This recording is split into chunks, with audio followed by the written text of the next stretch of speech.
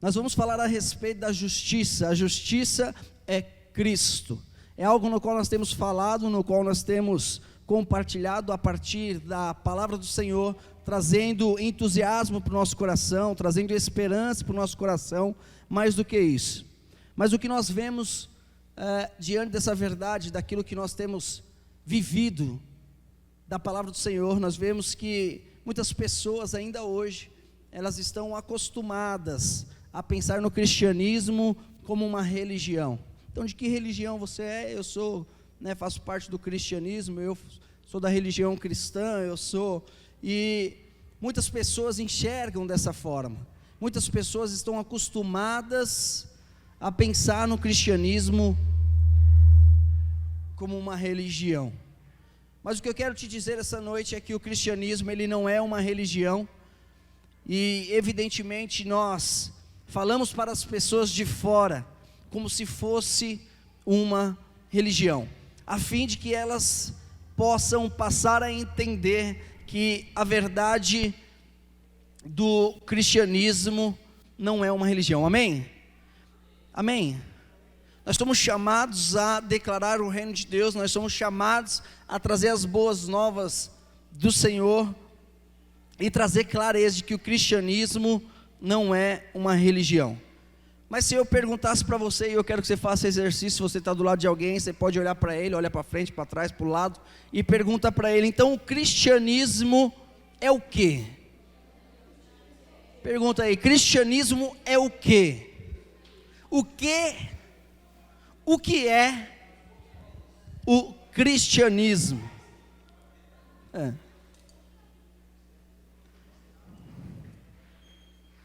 Nós trazemos que aquilo que Jesus diz, conhecereis a verdade e a verdade vos libertará. Jesus Cristo está nada mais, nada menos dizendo de que o conhecimento da verdade, o conhecimento das boas novas, o conhecimento correto daquilo que Ele completou na cruz, isso lhe trará liberdade, isso lhe trará vida. Então nós olhamos para o cristianismo e entendemos que o cristianismo é crer corretamente. O cristianismo é crer na verdade. Não é antes de tudo uma questão de se comportar corretamente, como muitos ainda entendem. Muitos ainda vê dessa forma. Muitos no íntimo do seu ser ainda pensam que o seu comportamento errôneo, o seu comportamento exterior tem um peso em relação ao cristianismo. Mas o cristianismo, na verdade, é crer corretamente. Amém?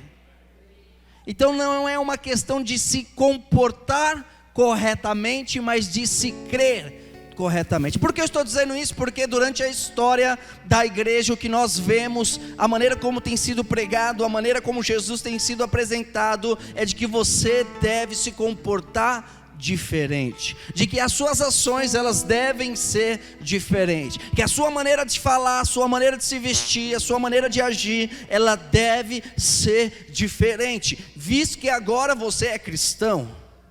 Então ela se tornou uma palavra, uma falsa verdade, aonde uma pessoa que aceitou Cristo Jesus, e aí ela continua fumando, as pessoas olham para ela e dizem, ei, você não pode fumar, porque se você acredita no cristianismo, se você é um cristão, você não pode fumar. E aí o que nós vemos nesse paralelo, que Jesus liberta do cigarro, sim ou não? Sim, mas só que a verdade de Jesus Cristo não diz respeito a comportamento, mas a verdade de Jesus Cristo diz a respeito da sua palavra e do que se acredita na palavra no qual vai semeada. Amém? Porque eu quero te dizer, amados, que quando nós temos Jesus Cristo, quando nós cremos nas palavras de Jesus Cristo, é evidente que nós teremos um comportamento correto, mas apenas com o resultado de se crer corretamente. Amém? O comportamento, ele é uma consequência de se acreditar no Evangelho de Jesus Cristo. Olhar para o cristianismo como um comportamento, na verdade, é entender que ele é uma consequência de se crer corretamente. O crer corretamente, ele é importante porque ele nos fala a respeito da fé. A nossa fé que é afetada em nosso espírito. Aquele que é um espírito com o Senhor, aquele que acredita no Senhor se torna um só espírito com Ele. E quando nós vemos que a nossa fé, ela é afetada no estado do espírito, através da verdade de Jesus Cristo, o seu corpo muda, a sua alma muda, a sua vida financeira ela muda, a sua vida familiar, a maneira como você sonha ser família, isso muda. A maneira como você sonha ser um profissional, seja você empreendendo no seu negócio próprio, ou seja você empreendendo no negócio de alguém, no CNPJ de alguém, a sua maneira de ser profissional, ela muda também. Os aspectos da sua vida mudam. E aí nós vemos que todo comportamento que nós temos é resultado de uma crença. Então se por exemplo você tivesse a oportunidade de roubar R$20 ali, e eu te perguntar, se você tivesse a oportunidade de roubar R$20, você rouba ou não? Aquilo que você agora percebeu na sua mente nesse momento, e você teve a resposta para isso, é a sua crença, é aquilo no qual você acredita, é aquilo como você recebeu através de uma crença como um valor de vida. É justamente por isso que eu estou te dizendo que o cristianismo é crer corretamente, e o comportamento ele é consequência daquilo que você crê. Amém? Porque uma crença errada, amados, nós temos a certeza de algo: uma crença errada sempre vai produzir algo errado. Sempre. Nós percebemos que todo comportamento, quando você olha para alguém, amado, e ela estiver fazendo algo errado, como cristão a gente não olha e diz, está errado, mas nós temos a percepção no espírito, de que existe uma crença errada, amém? De que a revelação da verdade de Jesus Cristo ainda não é uma verdade na vida daquela pessoa. A revelação plena de quem Jesus Cristo é ainda não foi completada, mas há de ser nele, amém? Há de ser nele. Eu costumo dizer que não existe teologia neutra, pois aquilo que cremos sempre vai produzir comportamento, amém? Repita comigo, não existe teologia neutra. Eu tenho um amigo meu que ele foi num evento agora, este final de semana, e ele recebeu uma teologia, e na hora que recebeu a teologia, ele falou, eu não vou fazer mais parte disso, eu não vou frequentar mais isso, agora a minha vida vai ser assim. Mas por que ele me disse isso?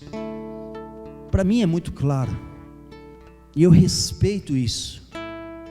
É porque ele recebeu uma teologia, e a teologia na vida de ninguém é neutra. Na vida de ninguém é neutra.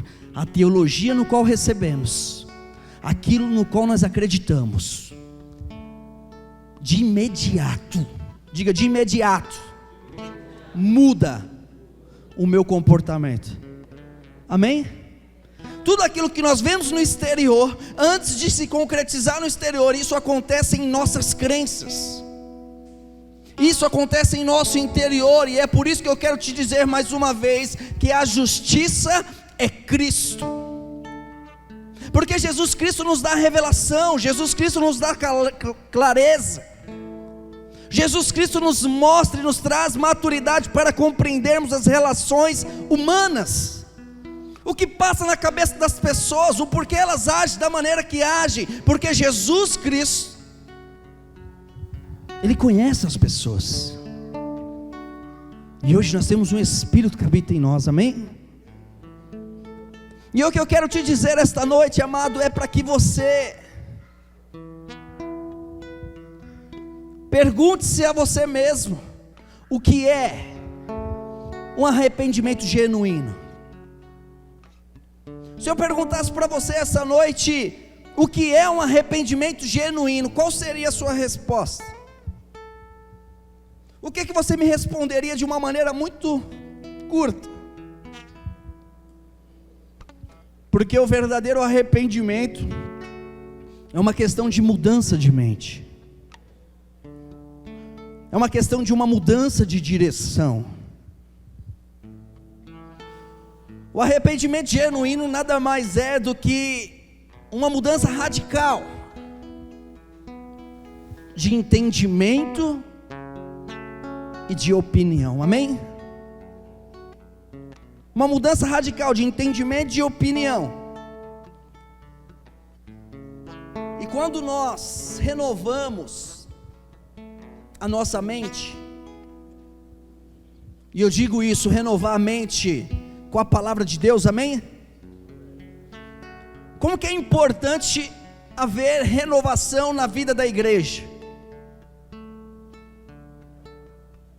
A renovação com a palavra de Deus, amém? Até agora, tudo que eu disse para vocês, vocês viram escrito na Bíblia em algum lugar? Então segura a renovação aí, amém? Preciso que vocês vejam o que está escrito. Essa é a importância de se olhar as escrituras, porque a renovação de mente, ela não pode vir com a opinião de outra pessoa, visto que a minha opinião pode mudar, visto que o meu entendimento pode mudar. Eu devo tomar cuidado para que a mudança da minha opinião, do meu entendimento, não venha através de outro, mas venha através da palavra de Deus, amém? E é por isso que eu quero ler contigo lá em Lucas, capítulo 15, versículo 3.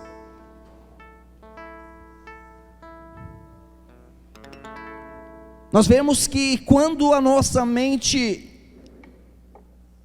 ela é renovada,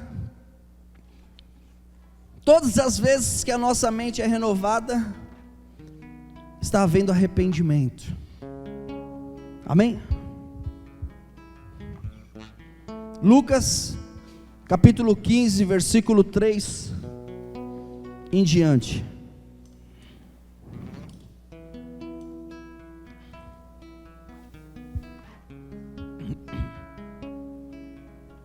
Diz assim: e ele lhe propôs esta parábola, dizendo: que homem dentre vós, tendo 100 ovelhas, e perdendo uma delas, não deixa no deserto as 99, e não vai após a perdida até que venha achá-la? E achando-a, põe sobre os seus ombros, gostoso, diga gostoso. O ombro do pastor é gostoso, amém? Não é o meu ombro, é o ombro de Jesus, é gostoso.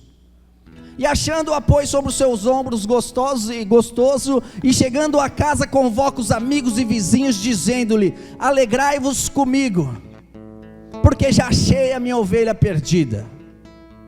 Digo-vos assim, que haverá alegria no céu por um pecador que se arrepende. Diga, um pecador que se arrepende. Diga, um pecador que se arrepende. Mais do que por 99 justos, que não necessitam de arrependimento, amém? É uma parábola conhecida hoje como a parábola das 100 ovelhas, e essa parábola das 100 ovelhas, ela nada mais é do que uma ilustração de arrependimento. Nós já falamos dela em outra ocasião, mas eu quero usar ela como pontapé inicial para a compreensão no qual o Espírito deseja derramar sobre a sua vida. É importante nós olharmos para essa parábola no qual nós lemos e ver que é interessante que nada nos é dito sobre a ovelha, sobre a que se perdeu, amém? Nada é dito sobre a ovelha que se perdeu, senão unicamente sobre o pastor. Jesus conta uma parábola de arrependimento, mas nessa parábola de arrependimento não existe ali um comportamento da ovelha, não existe ali ações da ovelha, não existe ali algo que a ovelha pratica para mostrar esse arrependimento. Mas essa parábola, falando de arrependimento, traz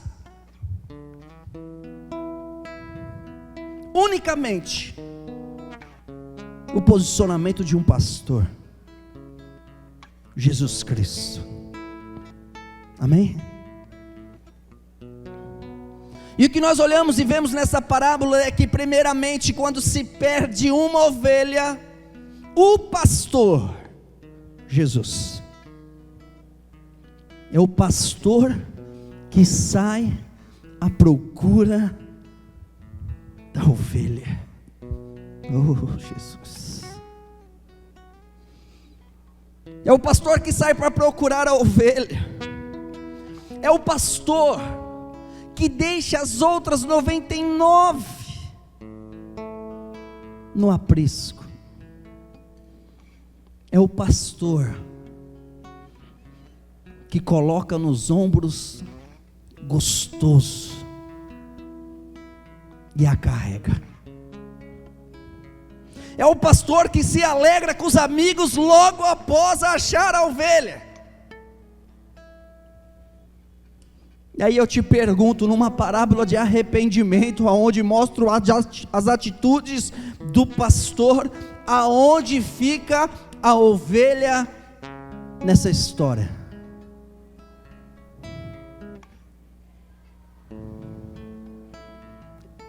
E aí eu quero te dizer algo: é a ovelha que precisa de arrependimento. Sabe qual que é a única atitude da ovelha nessa história, nessa parábola? A única atitude da ovelha nessa história é de se permitir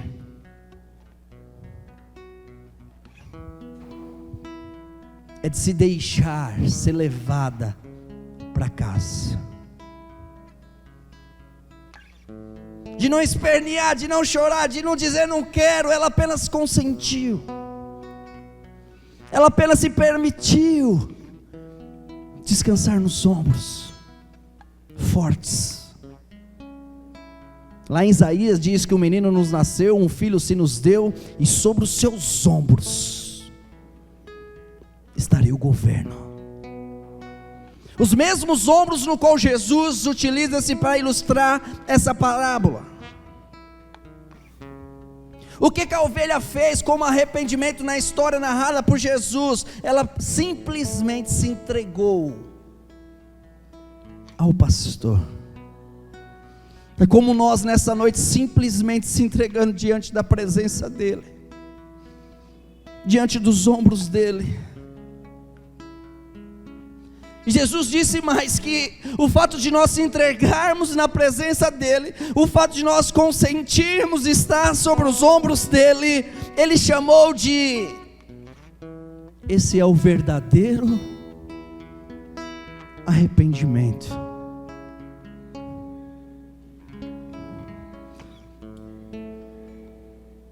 E nós precisamos concordar em algo aqui. Precisamos concordar que para se permitir ser levada, a ovelha precisa reconhecer que está perdida. No mínimo reconhecer que está perdida e que deseja ser levada por Ele. A ovelha no mínimo precisa saber, perceber o amor do pastor, saber, perceber o amor de Jesus e desejar voltar para casa com Ele. Porque o resto do trabalho, meu amado Jesus, Ele deixou muito claro nessa parábola. E o resto do trabalho é do pastor. E o pastor aqui contado nessa parábola é o próprio Senhor Jesus.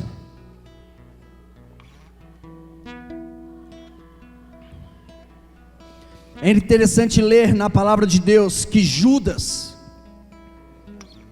se arrependeu depois de ter traído Jesus. Judas se arrependeu depois de ter traído Jesus. Mas certamente foi mais um tipo de remorso do que um tipo de arrependimento. Mas diante dessas coisas é importante ressaltar que ele devolveu as moedas,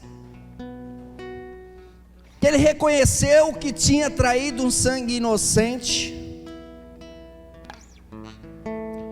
Mas mesmo mediante a esse reconhecimento, mesmo Judas entregando as moedas e reconhecendo que havia traído sangue inocente, ele se perdeu.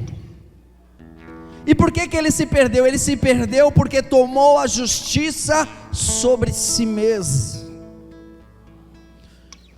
E aí ele cobrou de si mesmo aquilo que ele havia feito de errado, a ponto de se enforcar.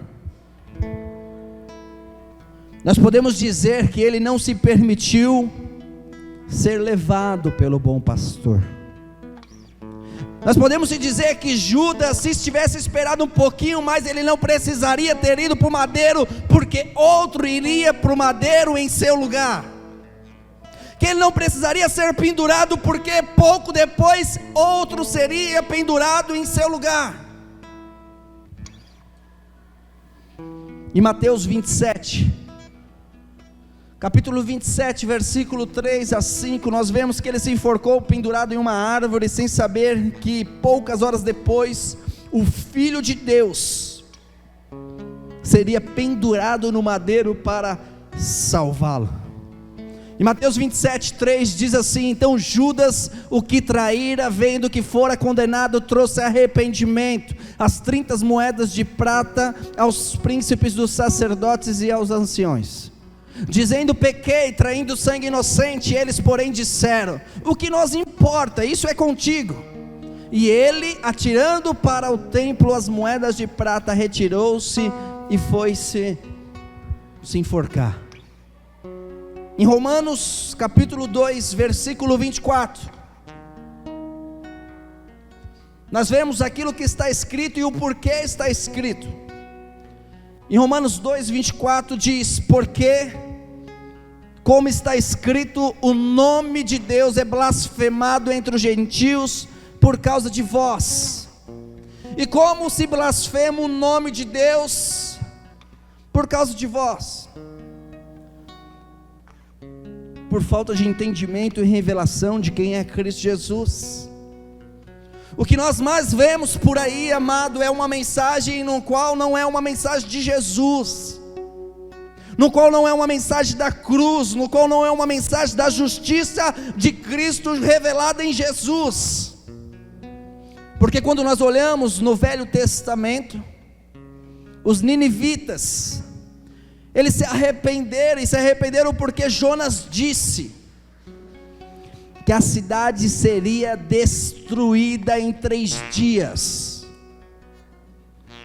No Novo Testamento, porém, amado, nós vemos que a bondade de Deus é que nos conduz ao arrependimento. E onde que está o erro? O erro está justamente em compreender a antiga aliança e a nova aliança, porque aquilo que Jonas disse aos ninivitas, aquilo que Jonas disse lá atrás, a respeito da cidade que seria destruída, e fizeram com que aquelas pessoas viessem a arrepender. As pessoas acreditam que as boas novas de hoje, que a mensagem do Deus Altíssimo, do nosso Pai, a mensagem de Jesus é a mesma,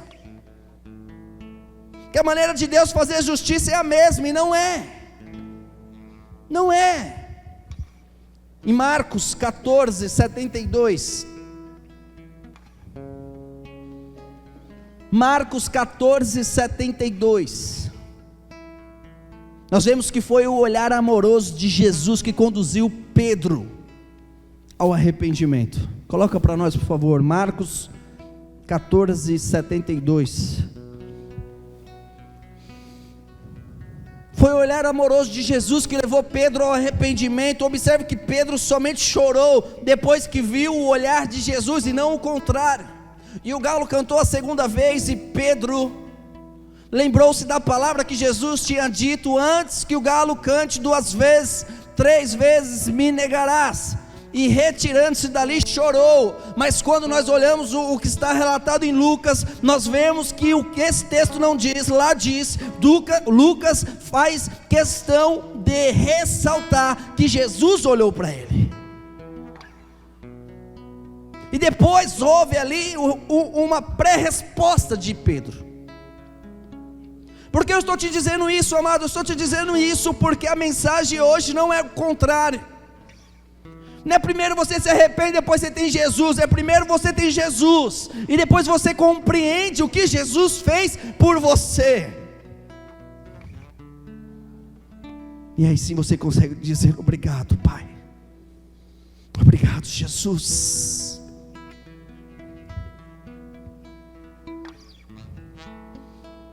Assim não foi o choro de Pedro que atraiu o amor de Deus, e isso é muito claro para nós, mas foi o amor de Deus que atraiu Pedro.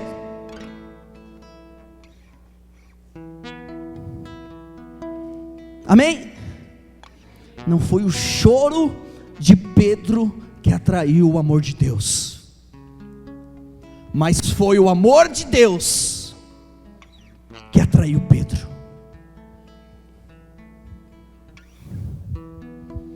Foi o amor de Jesus que levou este homem a chorar. Quando nós olhamos na antiga aliança, no Velho Testamento, o homem precisava se arrepender primeiro, e então Deus o abençoaria. Marcos capítulo 1, versículo 4. Marcos capítulo 1, versículo 4. Entenda isso. Na antiga aliança o homem precisava se arrepender primeiro, então Deus o abençoaria. Mas no Novo Testamento nós provamos primeiro do amor de Deus por nós. Nós experimentamos o quanto nós somos amados por Deus, e então nos arrependemos. Primeiro a gente prova e diz: que delícia, quero mais. Eu compreendo a sua mensagem, eu compreendo aquilo que você completou. Marcos capítulo 1, versículo 4, diz assim: e apareceu João batizando no deserto e pregando o batismo de arrependimento para a remissão dos pecados, e toda a província de Judéia e os de Jerusalém iam ter com ele, e todos eram batizados por ele no Rio Jordão, confessando os seus. Mas em Lucas 16, Lucas capítulo 16, nós vemos que João, ele foi o último profeta da lei do Velho Testamento. Então João veio, parou em João, ele foi o último, e agora é uma nova aliança, agora é uma nova história, escrita por Jesus Cristo, escrita pelo Pai que enviou o seu Filho. Em Lucas 16 diz: a lei e os profetas duraram até onde? Até João. Mas tem gente que olha para João e diz: o João é até hoje, a mensagem de João ela serve para agora. Ei, é uma antiga aliança, ela é reconhecida na palavra de Deus, que hoje a mensagem é uma mensagem de boas novas, é o evangelho de Jesus Cristo, porque diz: a lei e os profetas duraram até João, desde então é anunciado o reino de Deus, e todo homem emprega força para entrar nele. Jesus, ele pregou arrependimento para crermos no evangelho, amém? Em Marcos capítulo 1, versículo 14, nós vemos o arrependimento. Arrependimento é uma mudança de opinião em relação a si mesmo e Deus, amém? E é por isso que eu estou trazendo essa noite: a justiça é Cristo, a sua justiça é Cristo. Em Marcos capítulo 1, versículo 14 diz: e depois que João foi entregue à prisão, veio Jesus para a Galiléia, pregando o evangelho do reino de Deus, e dizendo: o tempo está cumprido. Diga comigo: o tempo está cumprido. Amém? Aquele tempo foi cumprido. Jesus completou este tempo, o tempo está cumprido, e o reino de Deus está próximo. Arrependei-vos e crede no evangelho. E o que é evangelho? Boas novas, amém? não é crede que você vai para o inferno, não é credes que, não é isso. Como muitos usam um texto de Apocalipse, eita, a porta e bato, e se não entrar, irmão, você que decide, você que... Nós vamos para um contexto onde nós entendemos que o arrependimento ele está ligado em se crer nas boas novas, e as boas novas é o seguinte: Jesus morreu por você, para que você não pague pelo seu erro, para que você não pague pelo seu pecado, para que você não tenha morte, mas para que no nome dele você receba vida.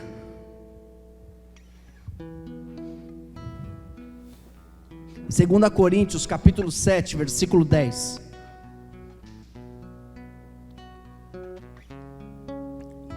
Segunda Coríntios 7:10 diz: porque a tristeza segundo Deus opera arrependimento para a salvação, na qual ninguém se arrepende, mas a tristeza do mundo opera a morte. Em relação a Deus, amado, o primeiro entendimento que todos nós devemos ter é que precisamos reconhecer que Ele nos ama, e que o Senhor já nos amava quando vivíamos no pecado contra Ele, amém? Que Ele nos ama e já nos amava quando vivíamos no pecado contra Ele. Em Atos 20, 21 está dizendo a respeito dessas coisas, e diz: testificando tanto aos judeus como aos gregos a conversão a Deus e a fé. E a fé em quem? Em nosso Senhor Jesus Cristo. É a fé nele. Em relação a nós mesmos, precisamos reconhecer o pecado da justiça própria, o pecado de que eu sou justo através dos meus atos. Porque o arrependimento, amado, que nós vemos na palavra de Deus, o arrependimento no qual estamos falando essa noite, o arrependimento segundo o Evangelho é abandonar, diga comigo, abandonar, mais forte, abandonar a ideia de que possuímos justiça própria. O arrependimento segundo o Evangelho é abandonar a ideia de que nós possuímos alguma justiça própria, porque a gente não consegue, a gente não pode. O arrependimento na verdade é um arrependimento de obras mortas, é isso que esse texto está dizendo. É um arrependimento de obras mortas, é reconhecer que as boas obras, as obras de Jesus,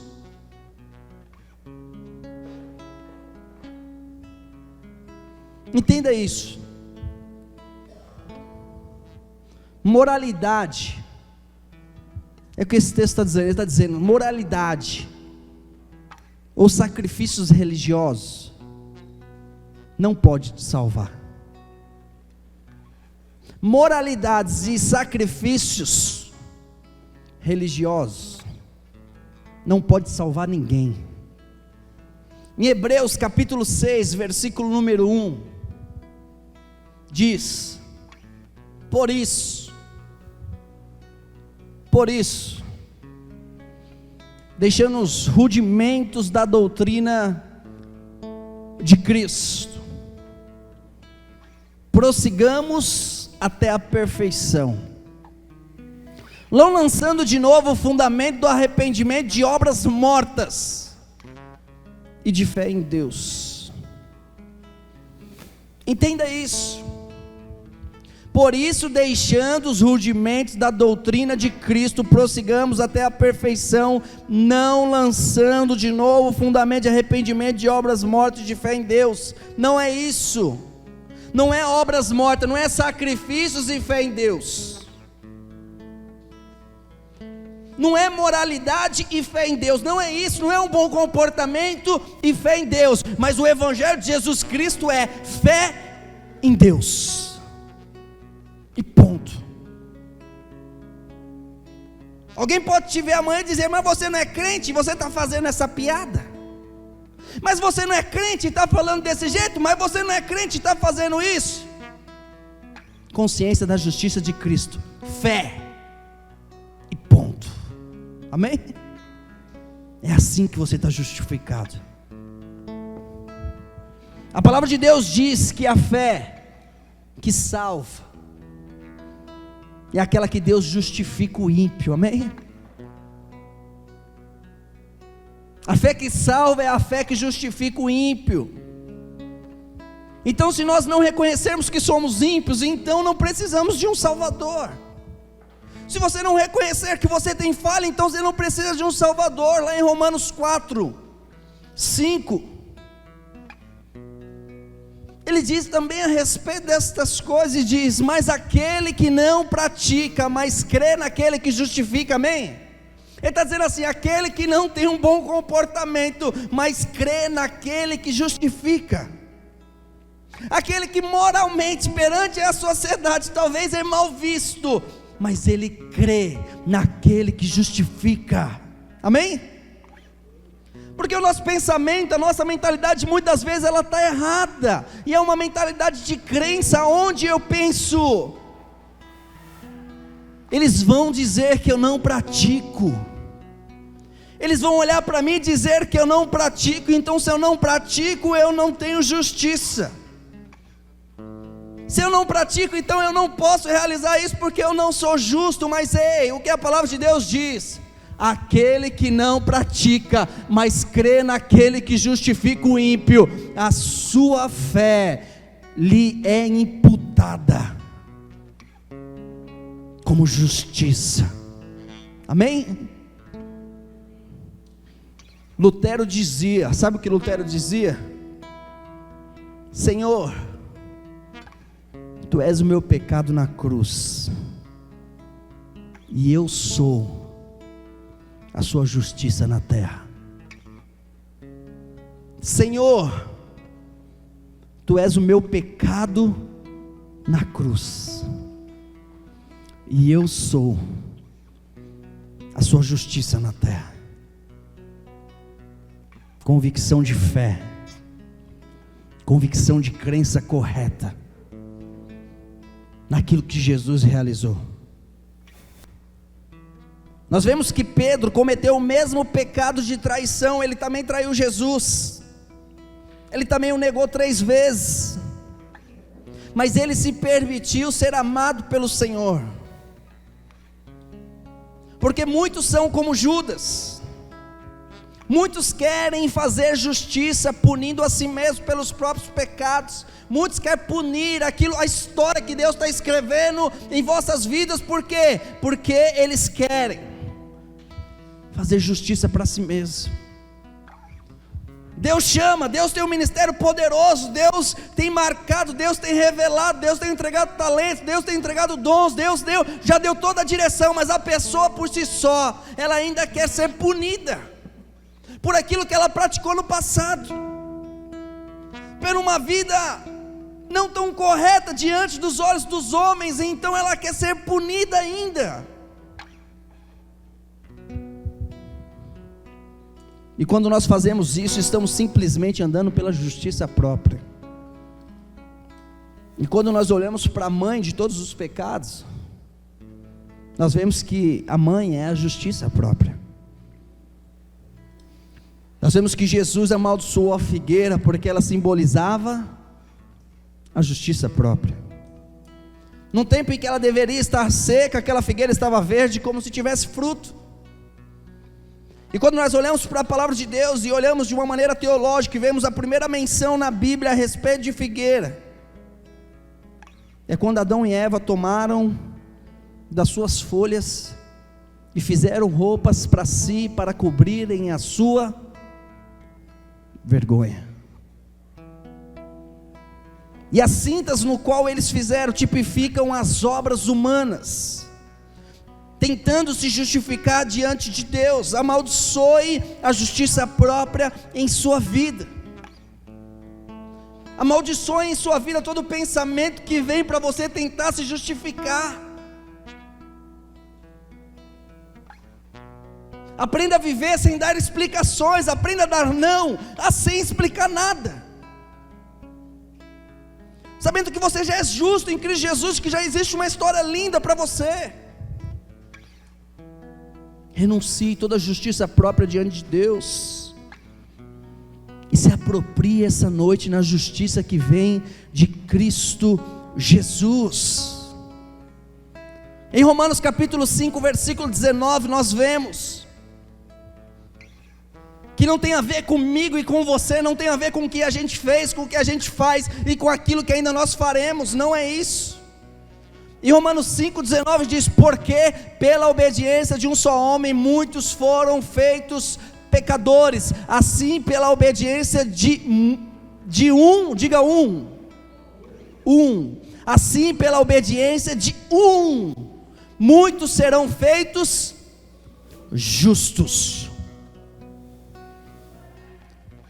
E é isso que muitos ainda hoje não compreendem, ainda está meio bagunçado na mente, ainda não tem a revelação em Cristo Jesus, porque acham que são pecadores porque ainda praticam pecados, mas o que a palavra de Deus está dizendo é que nos tornamos pecadores por causa do pecado de um único homem. Você não é pecador por causa dos pecados que você comete, ainda que você certamente os tenha, mas porque herdou a natureza de Adão. Isso pode soar muito injusto para você, uma vez que não nos parece ser razoável ser condenado pelo pecado de um homem, mas Deus mostra a sua justiça. E Deus mostra a sua justiça nos fazendo justo por causa também da obediência de um único homem. E é aí que muitos tropeçam, porque um único homem lhe fez pecador. E você diz amém, eu te reconheço, Jesus, porque eu sou pecador. Mas de repente esse único homem obedece, cumpre a lei, e aí ele completa na sua vida, e agora você é justo por um único homem também. Aí você diz: não é bem assim, não é assim que funciona, eu continuo sendo pecador, não, você recebeu uma nova natureza em Cristo Jesus. Todo aquele que crê em Cristo Jesus recebeu uma nova natureza. Você se tornou justo por causa da obediência de Cristo. E quando eu olho para as pessoas hoje, vejo aquilo no qual elas fazem, eu vejo justiça de Deus nelas, eu vejo Cristo Jesus nelas. Do mesmo modo que você herdou o pecado de Adão, agora você herda a justiça de Cristo Jesus.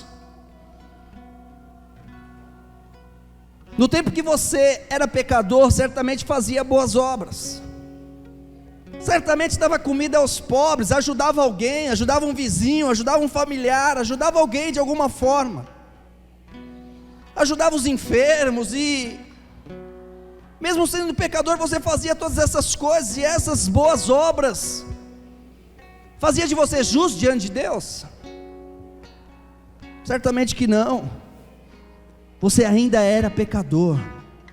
Eu falo muito isso a respeito desse amor do Pai por nós, aonde o Pai envia o seu Filho. Isso não tem a ver com nós, mas tem a ver com o Pai. E aí quando chega na hora da mensagem de trazer a justiça de Cristo Jesus sendo revelada em nós, a gente fala: mas a pessoa tem um livre-arbítrio. Que poder é esse sobre o livre-arbítrio, que ela pode escolher alguma coisa para o reino de Deus? Eu costumo dizer, a pessoa que tem o livre-arbítrio, ela pode olhar e dizer: eu não quero Deus, e agora ela não tem Deus. A pessoa que tem um livre-arbítrio, ela pode olhar para si mesma sem Jesus, porque ela rejeitou Jesus no livre-arbítrio, e agora ela vai dizer: a partir de hoje eu não tenho mais pecado. Ela deixou de ter pecado? O livre-arbítrio não foi o suficiente para tirar pecado da vida dela? Essa pessoa não tem Jesus porque ela usou o livre-arbítrio para tirar Jesus. Aí ela disse: eu tenho um livre-arbítrio e agora eu não tenho mais pecado. Mas agora ela diz mais: eu tenho um livre-arbítrio e a partir de agora Satanás não tem poder na minha vida. Satanás não tem poder? O livre-arbítrio tem força suficiente para tirar Satanás da vida dela? Então por que nós falamos que o livre-arbítrio ele funciona no caso de Jesus, e na hora de tirar pecado e tirar Satanás, o livre-arbítrio não funciona? O que poucas pessoas entendem é que o livre-arbítrio é: eu tenho fome, eu vou decidir, vou comer ou não vou comer. E se eu comi, minha fome passou ou não passou? Passou, então o livre-arbítrio funciona. Mas agora olhar para as coisas que discernem a Deus, as coisas que discernem as boas novas de Deus, de dizer e trazer o livre-arbítrio, dizendo que a pessoa está no comando, ei, nunca esteve. Nunca esteve.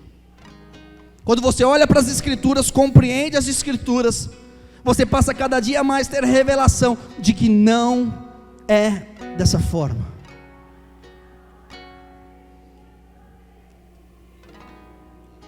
E o meu convite para você, amado, hoje é dizer que não adianta ficar medindo a iniquidade dos pecados. Ninguém pode estar mais morto do que o outro. Esse aqui peca mais, ele erra mais, ele está mais morto. Esse aqui peca menos. Costa essa porta para mim, por favor. Ele está menos morto. Está mais morto, está menos morto. Ei, ou você está morto ou você está vivo. Você tem Jesus? Amém? Então você está vivo. Não é mais morto ou menos morto, você está vivo. Jesus te garante a vitória. Todos nós necessitamos igualmente de receber a vida de ressurreição, a vida dele para nós. Aleluia, Jesus. Aleluia. O pecado, amados, ele não pode mais mudar o nosso status de justo. As nossas falhas não podem mais mudar o nosso status de justo. Você pode ir lá no seu WhatsApp lá e colocar no seu status justo. E nada nem ninguém pode mudar isso. Ninguém muda o nosso status de vida. Justos. E nada nem ninguém pode mudar isso, porque foi de uma vez por todas. O poder do pecado não é maior que o poder da justiça de Deus, porque a palavra de Deus diz que aonde abundou o pecado, superabundou. Nunca julgue o seu status pelo seu comportamento. Nunca julgue o quanto Deus vai te usar pelas suas falhas, pelos seus tropeços, mas sempre julgue o seu comportamento baseado no seu status, e no seu status está escrito justo. O seu status é que você é justo, então declare que o seu comportamento é errado, inadequado.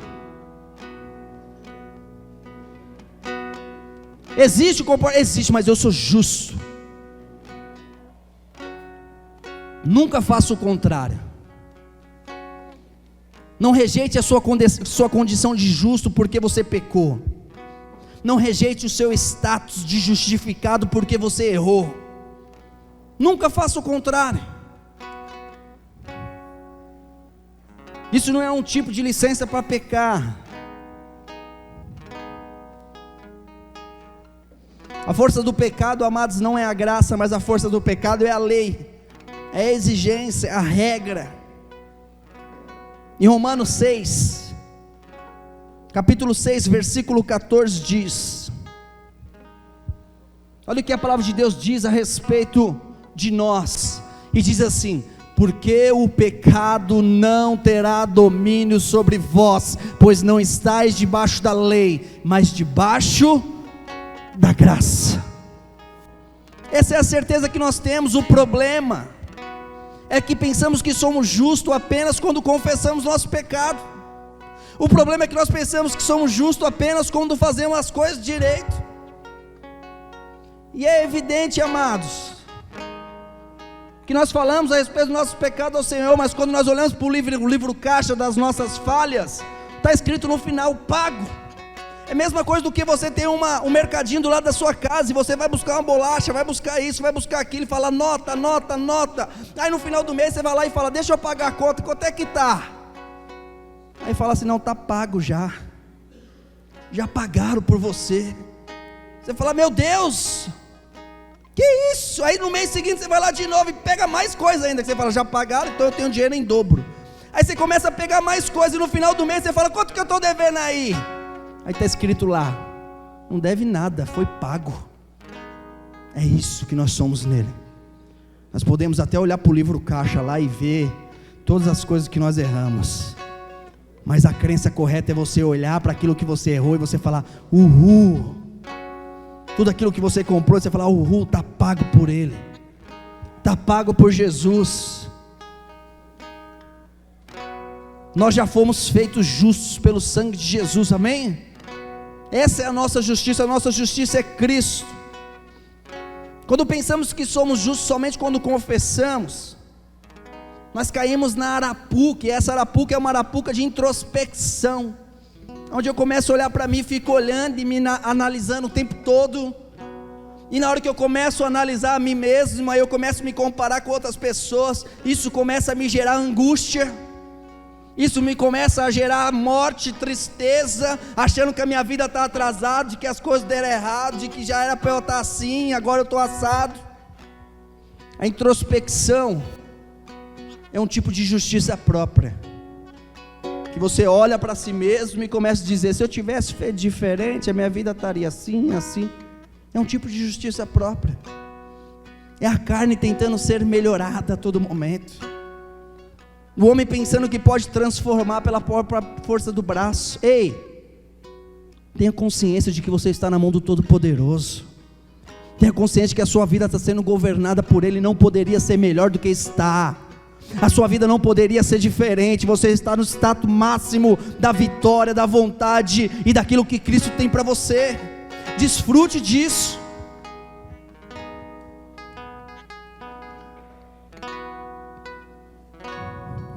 Quanto mais nós olhamos para Cristo,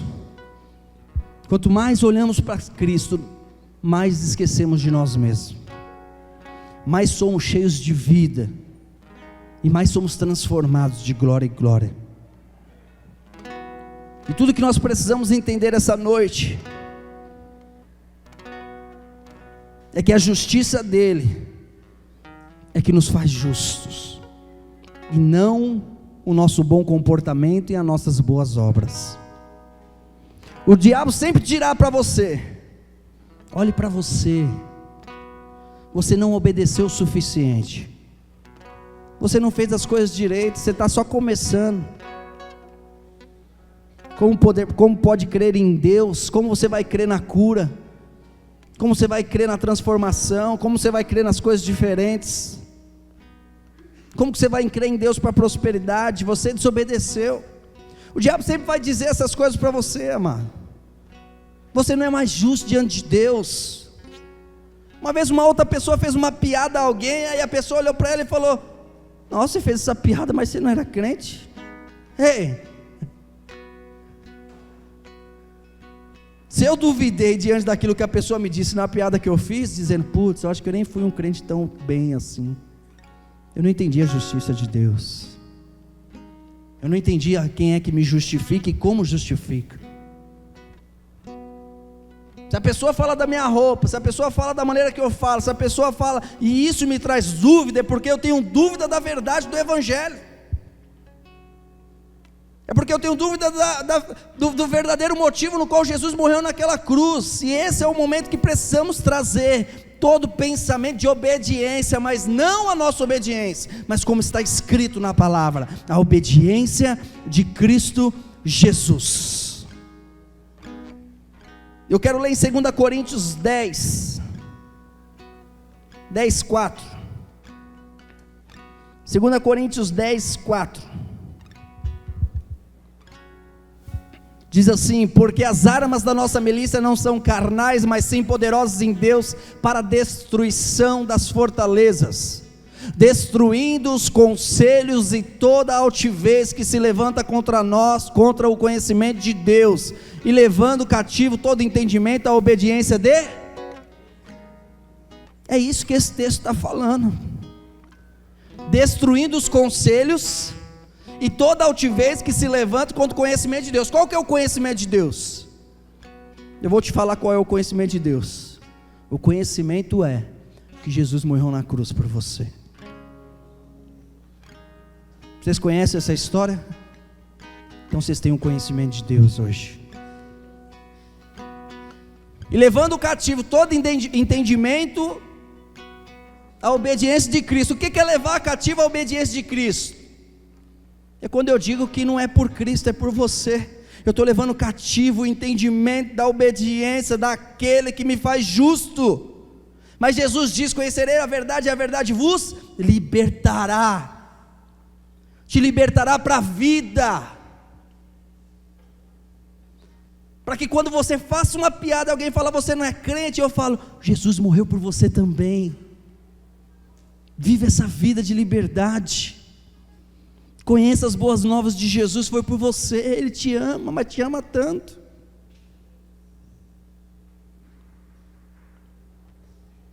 Mas por que eu estou falando tudo isso? É porque muitas vezes a gente acaba uma conversa dessa não trazendo o entendimento de quem é Cristo, a obediência de Cristo, mas nós trazemos o entendimento cativo para casa, e a gente volta pensando, dizendo, eu preciso mudar mesmo as minhas piadas.